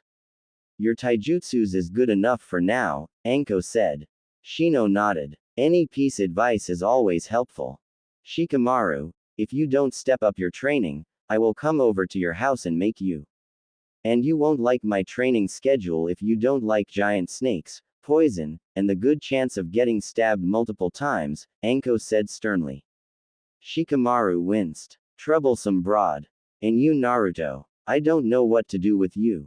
Your ninjutsu is well above genin level and your kenjutsu is junin level. You should meet him and challenge him to a duel. I would probably say that you are the strongest genin out of Konoha, Anko said. Naruto smiled. He would have to ask Gekko for a spar. Alright, now that we got the test out of the way, let's go to a dango stall, Anko shouted. The three genins agreed as they were hungry and a bit tired. After they arrived in the stall and ordered food, Anko spoke to her team. Okay, now that I know you three are ready to become genins, let's introduce ourselves. I'll start. My name is Anko Mitarashi. I like dango, sake, jutsus involving poison, and my cute boyfriend Aruka. I dislike a certain snake sanin, toad sanin, and little orange books. My specialties include ninjutsu, poisons, and assassination. My dream is to have a small family, become a proper junin, and to see a certain ninja without his mask, Anko said. Why don't you go first, bug boy? Shino had tick above his eye. Why does everyone call him that? My name is Shino Aburame. I like collecting new bugs and training. I dislike bright light, loud noises, and pesticides. My specialty would probably be taijutsu and my clan jutsus. My dream is to show Konoha that the Aburames are as skilled as many of the famous clans in Konoha. You next, sleepy. Shikamaru opened one eye at the kunoichi and glared at her. My name is Shikamaru Nara. I like sleeping and looking at clouds. I dislike training and loud noises. My specialty would be clan jutsus and strategizing. My dream is to have an average family, grow old, and spend my retirement looking at clouds and play shogi. Your turn, Blondie. Naruto quickly swallowed the dango he was eating. My name is Naruto Uzumaki. I like training, meeting friendly people, helping others, and learning new jutsus. I dislike a certain pair of loudmouth, spandex wearing, bull but weirdos and their genjutsus. It's evil, I tell you. My specialty is kenjutsu and ninjutsu. My dream is to be so strong that the heavens themselves shall remember my name. Anko grinned. She had a diverse team. A lazy, an ambitious outcast, and an overachiever. This was going to be quite an interesting team. Interesting and destined for greatness. Alright, you three are dismissed. I want to see you at Training Ground 26 at 7 o'clock in the morning. She left the stall in order to report to the Hokage. He'd be very interested in her report. Naruto and the others left soon after Anko. While Shino and Shikamaru went back to their houses, Naruto went around Konoha looking for a Gecko Hayate. Anko arrived 30 minutes early for the Junin meeting. She waited until the other Junins appeared. Anko. Anko turned to see Kurenai sitting beside her. Hey Kurenai. What's up? Nothing really. I did hear an interesting rumor that you and Aruka are now a couple, Kurenai said. Anko smiled. That's right. We've only been going out yesterday, but he's everything I wished for. Kurenai pouted. Why couldn't she get a man like Aruka? The two talked about their genins. Kurenai's team included Choji, Hinata, and Ino. Soon all the Junins that tested the new batch of genins arrived. The Hokage waited until everyone settled down. Everyone, Junin sensei, please stand up and announce if the team failed or not. Also announce how well they passed. Team 1, failed. Team 2, failed. Team 3, failed. Team 4, failed. Team 5, failed. Team 6, failed. Team 7, passed with flying colors, Anko said proudly. Team 8, passed. Their teamwork is a bit rough, but they'll get better over time, Kurenai said. Team 9, failed. Team 10, passed. They barely passed though. Their teamwork is horrible though, Kakashi said. The Hokage looked at Anko. Anko, you said your team passed with flying colors. Will you please tell us what happened? Anko grinned. The team I have includes Naruto Uzumaki, Shino Aburame, and Shikamaru Nara. The test I had them take was to capture me for 30 seconds. The Hokage was impressed that her team managed to pass her test. Anko was as slippery as a snake, and her ability to evade is matched by some of the Anbu. Many Junins were also impressed. From what I can tell, Naruto expected this kind of test. He organized a strategy that efficiently captured me. I expect that this team could be the next Inoshika Cho team. Naruto and Shino attacked me directly, Anko recounted. Naruto is able to use Fuden and Suiten jutsus very effectively. He also is extremely talented with Kenjutsu. During the battle, I summoned a 50-foot snake to attack Naruto. Instead of getting knocked around or swallowed, Naruto split the snake in half, from head to tail with one move. The Hokage was deeply impressed. To defeat a summon usually needed medium Chunin skill depending on the summon. To be able to defeat such a large summon so easily meant that this Naruto was on par with a Junin. While I had to deal with Naruto, I also had to fight Shino also. Shino is skilled in taijutsu and his clan jutsus. He also wielded a chain proficiently. His weapon acted like a long, flexible sword when he pumped chakra into it. Between the two of them, they drove me into the shadow of a tree. Shikamaru was waiting for me there and immediately caught me in his shadow imitating jutsus when I stepped into his shadow. Shikamaru held me there while Shino's chain wrapped around me. Shino also let his Kekkei bugs feed upon my chakra. Also I had Naruto's blade touching my throat. The three could have easily killed me right there, Anko said. Many of the Junins were deeply impressed. The Hokage was pleased to know that such a promising group of genins existed. I must say, I haven't seen such a more promising group in my years as Hokage. Not even the Sanins came close. Anko grinned. She was going to have such a fun time being their sensei. The Hokage looked at Kakashi. Kakashi, I understand that your group included Kiba Inazaka, Sakura Haruno, and Sasuke Uchiha. I would like to understand why they failed so badly. Kakashi sighed. There are several reasons. One is that Kiba and Sasuke are both very headstrong individuals. Despite the fact Kiba accepted he needed the other's help, Sasuke denied him and Sakura followed him. Sakura also possesses the worst-case scenario of a fangirl. She is absolutely brain dead if Sasuke is in the area and also insults Kiba repeatedly.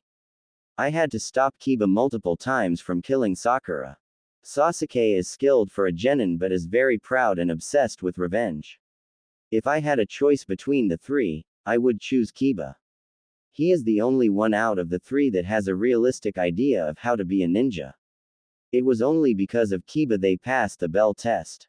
The Hokage sighed. Itachi would be very disappointed to hear how low his brother has become. Everyone dismissed. Anko, Kurenai, Kakashi. I want regular reports on the progress of your genin teams. Naruto finally found what he was looking for. He found Gekko Hayate in one of the training grounds practicing kenjutsu. Excuse me, are you Gekko Hayate? Naruto asked. Gekko turned to see the genin. He coughed a bit and nodded. Yes I am, Gekko replied. How may I help you? I want to spar with you. My Junin sensei said that you were the kenjutsu specialist of Konoha. I want to spar with you to maintain my level of skill and improve, Naruto explained. Gekko nodded. He drew his sword and settled into a kenjutsu stance. Naruto drew his katana and also went into a kenjutsu stance. Gekko charged first. He slashed at Naruto only to have it parried by Naruto. Naruto kicked Gekko in the stomach and swung his sword at him. Gekko dodged the sword and tried to slash Naruto's feet. Naruto jumped over Gekko's blade and stabbed at Gekko's head. Gekko ducked and moved away from Naruto's blade. Naruto smirked. He made a thrusting motion with his sword, despite the fact Gekko was 10 feet away from him. Itoryu. Bullet. Gekko dodged an air bullet that smashed through a tree, leaving a 10-inch round hole. Gekko held his sword in a guard position as Naruto rushed him. Itoryu. Demon Slash. Gekko's hands became numb at the sheer power of Naruto's strike. Gekko jumped back but Naruto wouldn't let Gekko escape. Itoryu. Wind Tunnel. Naruto spun his sword in a circular pattern, creating a whirlwind. Gekko slammed into a tree trunk. Before he realized it, Naruto's sword was at his throat. I win, Naruto said. Gekko grinned. He finally had a sparring partner he could go all out against. Well done. I haven't seen such skill anywhere in the Fire Country, Gekko said. Naruto rubbed the back of his head. Yeah well, I had good teachers. Gekko rubbed together his sore hands. If you ever want a rematch, just look for me. Don't worry next time, I'll be harder to beat. Naruto grinned. I wouldn't want it any other way. Bug Boy here in position. Pineapple in position. Blade in position. Ready for capture. Roger. On my mark, Anko whispered. 3, 2, 1, now. Shikamaru used his jutsu to freeze the cat while Naruto shoved it inside a cage. Then Shino used his bugs to drain the cat of its energy. Naruto watched as the cat became drowsy and fell asleep. Naruto gave Shino the thumbs up sign to stop. Mission success. Anko-sensei. Naruto said. Anko nodded. She looked at the stopwatch in her hand and smirked. Congratulations. You set a new record for capturing Tora the cat. 1 hour, 4 minutes, and 7 seconds, beating the previous record by 30 minutes. Naruto smirked. Shino nodded. Shikamaru let out a snore. Naruto and Anko's sweat dropped. How can anyone fall asleep so fast? Anko picked up the cage. Well, let's get this back to the Hokage. We'll probably be able to do C-rank missions now. Naruto kicked Shikamaru lightly to wake him up. After Shikamaru woke up, Team 7 headed to the Hokage Tower. Tora was rudely woken up when she found herself smothered by her owner. Thanks to Shino, Tora couldn't even lift a paw in defense. The Hokage nodded in approval at the efficient team. Now Team 7, there are several D missions ready. Now there is. No, Naruto yelled. I'm tired of these damn D missions. The Hokage sighed. He looked at Iruka for help. However, he was preoccupied with Anko at the moment. He looked at Team 7. Shikamaru was sleeping as usual. Shino was meditating. Naruto was polishing his katana. The Hokage breathed in deeply. He checked Team 7's record. 30 missions performed with flawless teamwork, not to mention the newest record on capturing Tora the cat. Fine. I'll let you have a C-rank mission, the Hokage relented. Naruto cheered. Everyone else was concerned with something else. Anko. Anko turned to the Hokage. Yes, Hokage. I will be assigning a C-class mission to Wave. Your team will be escorting Tazuna. You are to protect him any bandits you might encounter, Hokage said. Tazuna, you may come in now. Naruto, Shino, and Anko turned to see an old man leaning on the doorframe. He was carrying a bottle of sake and was a little drunk. What, these are my guards? These are just a bunch of brats, Tazuna said in a gravelly voice. Is that sake from Wave? Naruto asked excitedly. Tazuna grinned. Yes, it is. Some of the best I've tasted. I'll trade some of Kumo's sake for Wave's, Naruto said. Naruto pulled out one of his storage scrolls and summoned a bottle of sake. 50 years old. Very strong, Naruto said proudly. Tazuna began laughing. He tossed Naruto an unopened bottle of sake. Naruto grinned. He opened it and toasted to Tazuna. For delicious tasting sake in the future, Naruto toasted. Indeed, Tazuna said. I like this kid. The two drank a bit from the sake bottles. Smooth tasting and soothingly sweet, Naruto observed. Delicious. Tazuna shuddered as the sake went down his stomach. Wow, this stuff is strong and puts a jolt in your body. I love it, Tazuna said excitedly. All right, Team 7, meet me in the Konoha gates in 2 hours, Anko said. Naruto and Shino nodded and Shino kicked Shikamaru awake. Hey Shika, we going on a C-rank mission. Pack up. We have 2 hours. Meet us in the Konoha gates, Naruto explained. Troublesome blonde, Shikamaru muttered. He went back to sleep. Naruto and Shino left the Hokage Tower. In a few minutes, he arrived at his apartment where he heard grunting from the person next door. He dearly hoped that the guy was training. Naruto went into his apartment. Hey Q. Yeah, Naruto. What's up? What do you think I should bring on this C-rank mission? Naruto asked. I'm guessing your sword, ninja equipment, an extra set of clothes, sleeping gear, and food. Basically the scroll labeled C-rank mission, Kyuubi said. Naruto's sweat dropped. He forgot about those pre-packed scrolls he made. Naruto packed one of the scrolls in his pocket. Now what? Naruto asked. Why don't you go train? It'll be good practice. Before your mission. Naruto headed over to a deserted training ground. He added more weights and began doing his katas. He went through many of the forms for Itoryu. Naruto also went through Iijutsu practice. As he trained, he sensed 2 people hiding in the bushes. Alright, come out. I know you're hiding there. Sasuke and Sakura came out of the bushes. Sasuke had a look of envy and anger on his face. Sakura was just looking at Sasuke with dumb admiration. What do you want, Uchiha? Naruto asked. Fight me, Sasuke demanded. Naruto sighed. He hated the fact that Sasuke thought everyone would obey him because he's the Uchiha prodigy. No. Sasuke became angrier. Fight me, damn it. I don't feel like it, Naruto said. He turned his back toward Sasuke and resumed his training. Sasuke glared at the blonde. How dare that commoner treat him like a weakling? He was an Uchiha. Kaden. Great fireball. Sasuke fired a large fireball at Naruto. Naruto burst into flames. Sasuke smirked as he could see Naruto's body in the flames. Sakura was a bit disturbed by Sasuke's violence but shrugged off seeing Sasuke's smile. Sasuke-kun is so cool.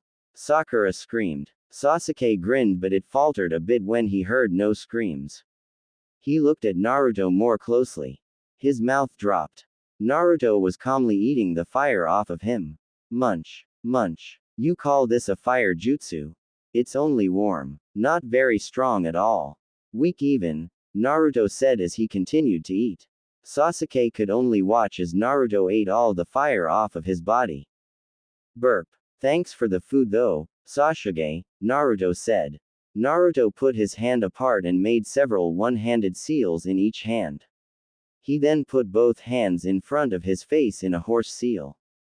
Oni Kaden. Air fireball. Naruto fired a baseball-sized white fireball at Sasuke.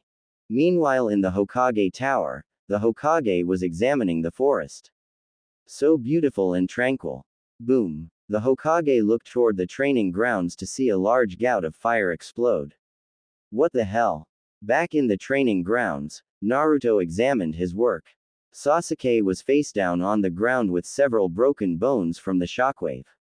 Sasuke also had numerous third and second degree burns all over his body. Sakura was also injured. Her clothes were singed and she had many third degree burns on her arms. The training ground itself was a mess. Naruto aimed the fireball 10 feet away from Sasuke. The area where the fireball landed was a crater 10 feet wide and 5 feet deep. Around the area, the ground was scorched black. Hey kid, I think you went overboard, Kyuubi noticed. Yeah, but who cares? Naruto said. Kyuubi scowled. Naruto, you need to hide your abilities more carefully. If the council sees you as a threat, they will manipulate the villagers into persecuting you. The only reason they haven't yet is that they don't know who you are. Naruto sighed. Fine. Q-chan. Naruto walked up to Sasuke and kicked him over. He leaned over and whispered. Sasuke, never mess with me again or you'll have more than burns and bones to worry about. Naruto walked away. He stopped though for a second to speak with Sakura. Black Lace, are you trying to be a whore? He ignored Sakura's scream and headed toward the gates. He waited by a nearby tree for 15 minutes. Shino was the first to arrive. He carried a small backpack with him. On his hip was the chain Naruto gave him. Hey Shino, all ready? Naruto asked. Hi Taicho, Shino said. Taicho, why'd you call me that Shino? Naruto asked. It's because you really are the leader among this team, troublesome blonde. Naruto turned to see Shikamaru walking towards them, with a lazy look on his face.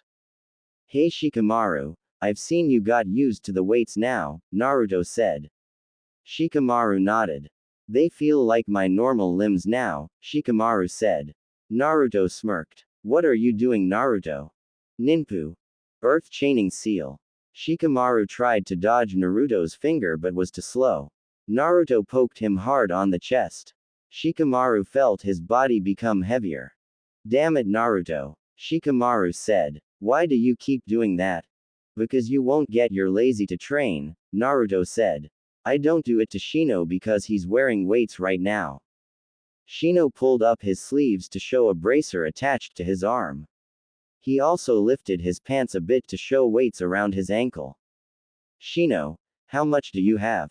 Naruto asked. 200 pounds altogether, Naruto Taicho, Shino answered. Naruto grinned. That much already? Shino, that's great, Naruto said. They waited for 5 more minutes. Anko arrived with Tazuna. Tazuna was a little bit drunk. He saw Naruto and raised his sake bottle to him. Hey kiddo. This stuff is great. When we get back at my house, why don't we share a bottle? Tazuna said, his words a bit slurred. Naruto laughed. Sure. I'm always interested in different sakes. Ha ha ha ha ha. Tazuna laughed. Anko looked at Naruto. Aren't you too young to drink? Old enough to kill, old enough to drink, Naruto retorted. Anyway, sake in small amounts can speeds up your chakra, making it easier to control and manipulate. It also tastes good. That's right, Tazuna shouted. Anko shrugged. Fine, but I won't be carrying your drunk if you get drunk. Alright Team 7. Shino, I want you in front. Those Kekkei bugs will be able to sense any danger that may come toward us. Shikamaru, you next. You can back Shino up with those shadows. Naruto in the middle. This way you can help me or Shino and Shikamaru if we run into trouble. Tazuna, stay behind Naruto. I'll be the rear guard as I'm the most experienced, Anko ordered. The group got into formation and began traveling towards Wave. They traveled in silence for about 15 minutes. Naruto got a bit antsy and decided to speak up. Tazuna, what's Wave like? Naruto asked. Tazuna paused a bit. It's a beautiful country surrounded by crystal waves. The people there are friendly. To me it's paradise, Tazuna said. Naruto and Anko noticed that his voice had several emotions in it. The most prominent were sadness and longing. They passed a puddle. Shino gave Naruto a look. Naruto made a calming motion with his hand. Shino nodded and continued ahead.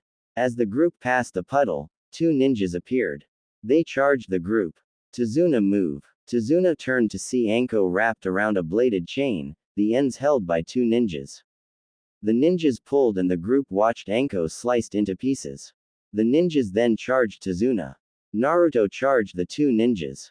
He sliced the chain easily and delivered two powerful kicks.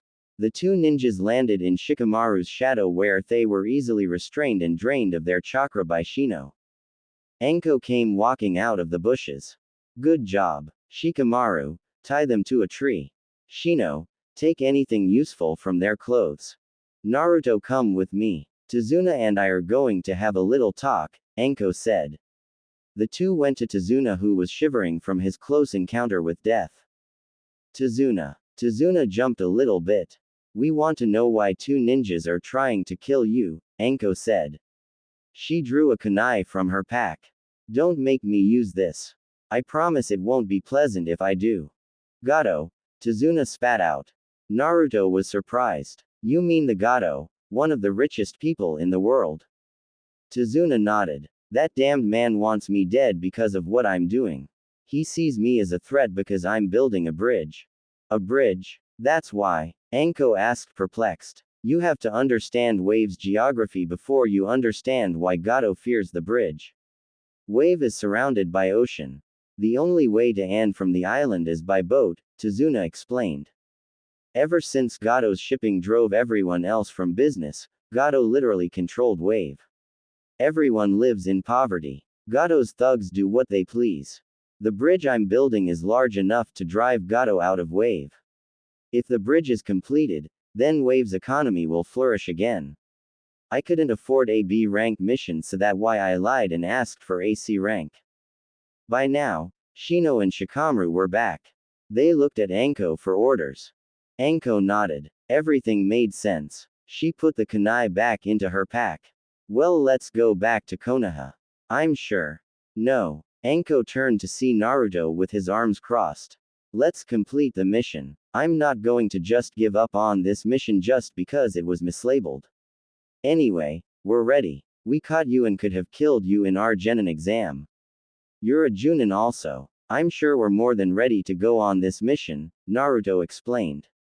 Anko turned to Shino and Shikamaru. Do you agree?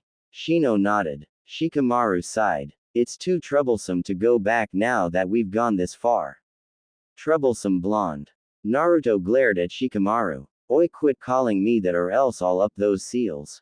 Shikamaru immediately shut up. He didn't want to carry any more weight now.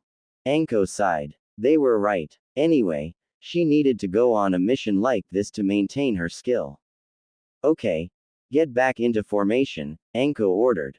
Naruto grinned and went back in line. Anko turned to Tazuna. Once Wave get back on their feet, you will pay for an A- rank mission, understand? Crystal clear, ma'am, Tazuna replied. They walked for several miles. Everyone had their guard up. Every once in a while Naruto used ninpu, all-seeing eye. Naruto noticed the wind change direction and smelled the air.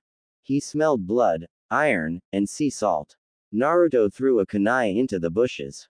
The rest watched as they saw Naruto pick up a snow-white rabbit, scared to death.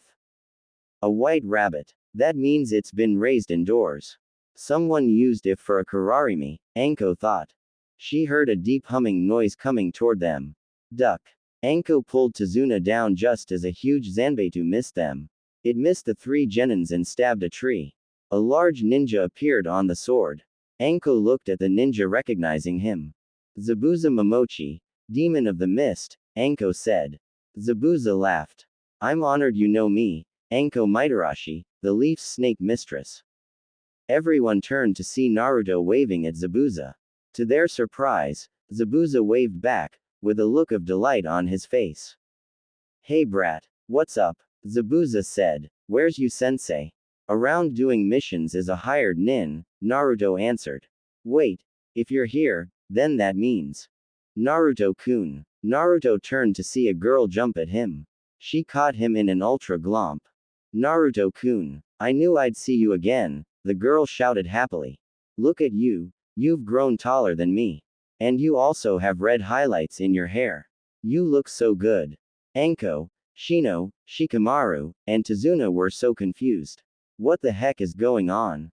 Naruto, who is the girl and how do you know them? Anko asked.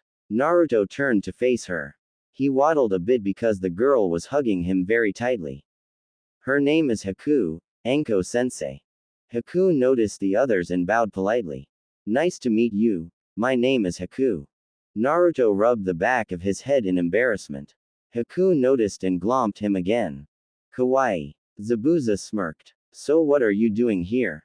Oh, I'm on a mission to escort Tazuna here to Wave, Naruto answered. Zabuza sighed. He was worried about that. Well brat, my mission is to kill the old man. You know what this means.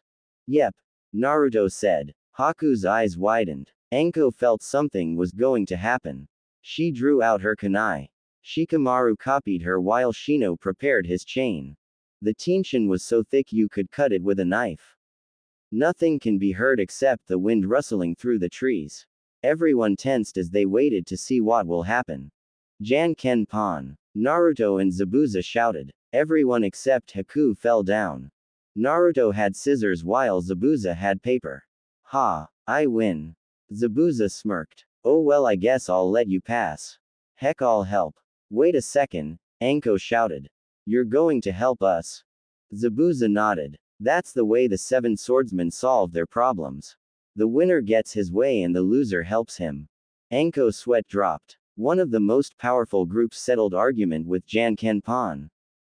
Zabuza retrieved his sword. Well, let's get going. He began walking. Haku followed him while dragging Naruto along. Come on, Anko-sensei, Naruto shouted. The others chased after them. They reached Wave with no problem. During the trip, Zabuza and Anko discussed about Gato. Since you worked for Gato, you must know if he hired any more ninjas, Anko asked. Zabuza nodded. Gato hires most Mist nins because of the civil war within Mist. Most of the ninjas Gato hired are barely above genin. However, there are 3 that may give us problems. Who are they? Anko asked. Let's see. There's Yazu, the stone bear. Aoi Rokususho is there. He sucks as a swordsman. Also there's a Keggei, named Katsu. He's better known as the Spear of the Mist. Great. 3 Junins. And an S-rank 1 too. Anko looked at her team. She was sure that they would be ready, but a little training wouldn't hurt. She also looked at Haku. Zabuza, if you gave Haku a rank, what rank would she be? Anko asked. High Chunin. Maybe a low Junin rank, Zabuza guessed. Meanwhile, Haku and Naruto were happily talking. Shikamaru and Shino watched while Tazuna drank his sake. Hey Shino, Shikamaru whispered. Shino turned toward Shikamaru. You think Naruto had some kind of romantic relation with Haku? Shikamaru asked. Shino observed he couple. It was obvious that they are very comfortable with each other, and judging by their body language, they did not hide anything from one another. They also had a hint of a blush on their faces. It is possible Shikamaru, Shino admitted. Shikamaru grinned. He matched his movements with Naruto and made a hand seal. Ninpu. Shadow imitation. Shikamaru's shadow connected with Naruto's. Shikamaru quickly made Naruto's hand slap her. Haku was in the middle of a sentence when Naruto slapped her. She looked at Naruto. Naruto was bright red and stammering. Naruto-kun, I didn't know you were like that, Haku said coyly. She pinched his hard. Itai. Naruto screamed. Shikamaru was struggling not to laugh. Shino was smiling beneath his collar. Tazuna didn't care and continued to drink. Shikamaru snickered and repeated his jutsu, only making Naruto grope Haku. Naruto, if I didn't know better, I would say you want me, Haku whispered. In honesty, Haku didn't mind. During Naruto's training, Haku fell in love with him, and her love only intensified when he left. Naruto was extremely embarrassed. God damn it, Shikamaru. As soon as we get back to Konoha, you are dead. Naruto thought. You might want to thank him, Naruto. I notice a huge influx of naughty thoughts in your brain. Ooh, that's kinky, Kyuubi said. Shut up, Naruto thought. Naruto was jolted back to reality by Haku jumping on his back. Naruto-kun, my feet hurt. Will you carry me until we get to Tazuna's house? Haku asked. Naruto was about to say no but made the mistake by looking into her eyes. She had the puppy eyes at full blast. Okay Haku, you can stay there until we reach Tazuna's house, Naruto said. Haku cheered and kissed him on the cheek. Damn puppy eyes, Naruto thought. Naruto blushed though when Haku nuzzled his cheek.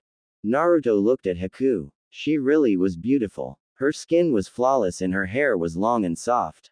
It didn't hurt that she had a well-developed body that was much better than the girls her age in Konoha.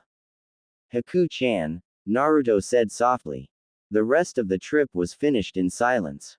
Once they arrived at Tazuna's house, most just went straight to bed. Anko and Haku had their own room while everyone else slept on another room. Naruto tucked Haku in a futon. She really was beautiful. Naruto blushed and felt his heart race. Am I really falling in love with her? Naruto thought. Naruto shook his head and kissed Haku on the cheek. Good night Haku-hime, he whispered and left the room. Haku smiled, despite the fact that she was sleeping. A section of the room shimmered.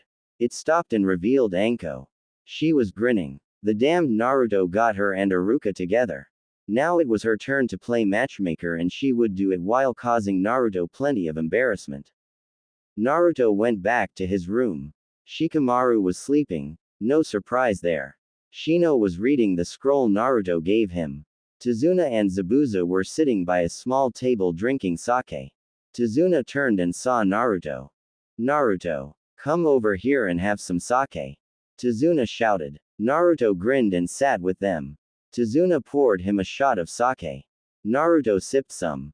Iwa sake? Naruto asked. Tazuna nodded. Got this one 5 years ago. Not as strong tasting but has more of a filling taste. Naruto drank the rest of his shot. After several drinks, Naruto went to bed tired and a little drunk. Good morning na Artutu. Naruto opened his eyes just in time to see the bottom of Zabuza's sandal stomp on his face. It's training time, Zabuza shouted. God damn it. Why do you insist on doing that every morning? Naruto bellowed. Sheesh, calm down. All I did was just stomp on your head, Zabuza said. Just stomp on my head? Are you a bleep-ing retard? Naruto bellowed. Zabuza smirked. Anyway, get your out of bed. I've been itching for a good sword fight since you left. Naruto grinned. He picked up his katana and ran out the door. Zabuza ran after him, a big smile on his face. Naruto and Zabuza went outside. Both of them immediately went into a kenjutsu stance. Let's go all out, brat. I want to see what you can do, Zabuza said. My pleasure, Naruto said. Naruto dashed at Zabuza. He swung his blade low at Zabuza's thigh. Zabuza shielded his leg with the Zanbeitu and used its weight to push Naruto off. Naruto jumped back and brought his blade up to block Zabuza's swing. Naruto felt the ground give in as he pushed off Zabuza's blade. He quickly stabbed Zabuza. Zabuza dodged it and swung his sword at Naruto. Naruto managed to duck the blade and stab at Zabuza's shoulder. Zabuza jumped back, panting a bit. Well, brat, you certainly gotten faster, Zabuza chuckled. He channeled his chakra through his Zanbeitu. Metsujutsu. Chakra wave. Zabuza swung his sword at Naruto. A huge blue chakra blade shot out at Naruto. Naruto dodged it and thrust his sword at Zabuza. Itoryu. Bullet. Zabuza held his blade sideways. The air bullet smashed into the blade with a loud clang. Metsujutsu. Wave chaos. Zabuza swung his sword rapidly in Naruto's direction. Naruto had to deflect and dodge many of the chakra blades. He was so busy deflecting the blades, he didn't notice Zabuza behind him. Kenjutsu. Gay Dragon. Zabuza roared and slammed the handle of his Zanbeitu up Naruto's. Shi-T. Naruto screamed as he flew away from Zabuza. Naruto landed hard on the ground. He glared at Zabuza, who was laughing at Naruto. Naruto jumped back up. He released some of his weight seals and charged at Zabuza. Itoryu. Demon Slash. Zabuza was able to block at the last moment. However, Naruto's attack was so strong that Zabuza flew off his feet. Itoryu. Wind Tunnel. Naruto fired a tornado at Zabuza. Zabuza began spinning fast and slamming head first into a tree trunk. Naruto smirked as Zabuza got up. He was developing a large bruise on his forehead. You brat. Metsujutsu.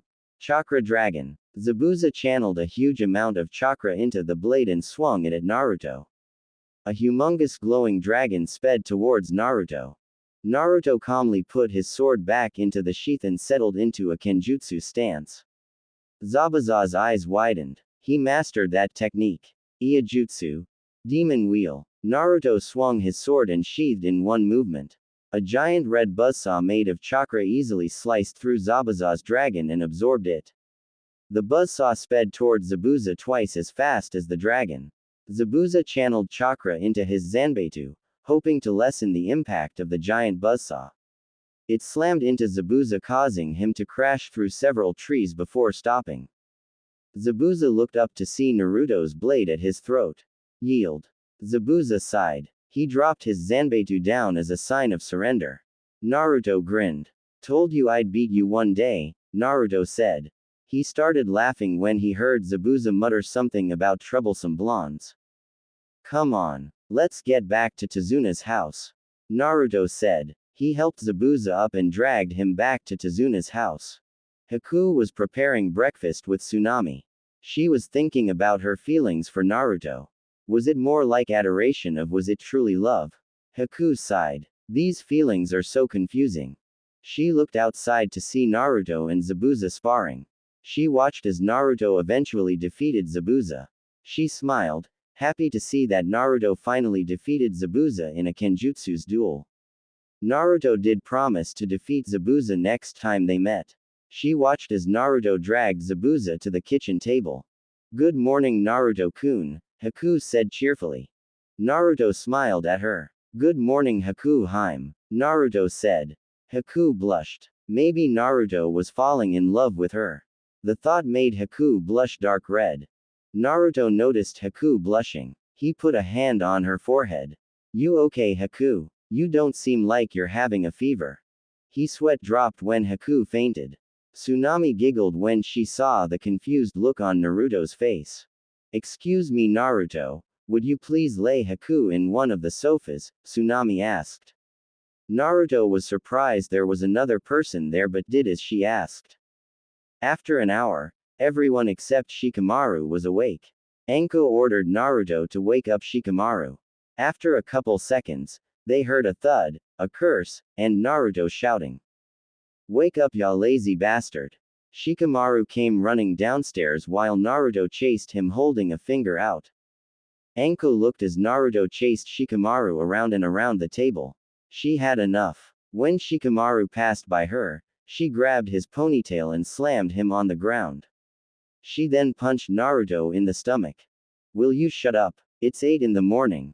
Gomen Anko-sensei, Naruto and Shikamaru said simultaneously. Anko smirked and began eating her breakfast. After everyone finished eating, she took her team outside. What the heck happened? Anko asked aloud. The backyard was cut up with slash marks, a crater, and a huge ditch. Many of the trees were cut down. That was Zabuza and I, sensei, Naruto admitted. We had a kenjutsu spar. Anko shook her head. She should have expected it. A few days ago, Gekko told her that Naruto's kenjutsu surpassed his by far. Gekko suspected Naruto was trained by one of the 7 swordsmen. Anyway, I'm going to teach you a couple of jutsus. First, I want you to channel your chakra into these cards, Anko said. She gave Naruto, Shino, and Shikamaru a card. Naruto channeled some chakra. The card split in half. Then one half began burning while the other half turned wet. Shino channeled chakra into his card. His card exploded into flames. Shikamaru's card split like Naruto's did. Alright, Naruto, it appears you have 3 chakra affinities. Wind is your primary element while water and fire are your secondary type. Naruto nodded. He already knew about this already. Shino, you have an unusually high affinities to fire. More than most Uchihas. This most likely means you'll be able to perform fire ninjutsus which ease but be vulnerable to water jutsus. Shino said nothing. It does explain the reason why I'm able to perform bug bomb jutsus so easily. Shikamaru, you have a wind element like Naruto. You'll be able to perform wind ninjutsu with not much difficulty, but earth jutsu are out of the question. Shikamaru nodded. Anko grinned. Today, I'll be teaching a defense and offense jutsu for water, wind, and fire. Hey guys, sorry for the cliffhanger.